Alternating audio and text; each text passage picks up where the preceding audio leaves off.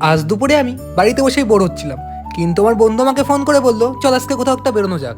তারপরে আমি রেডি হয়ে নিলাম আর ওকেও বললাম রেডি হয়ে নিতে। তারপর ঘর থেকে বাইকটা বের করার পর মাঠে গিয়ে ভাইয়ের স্ট্যান্ড দেখতে দেখতে আমার বন্ধু এসে হাজির হয়ে গেল।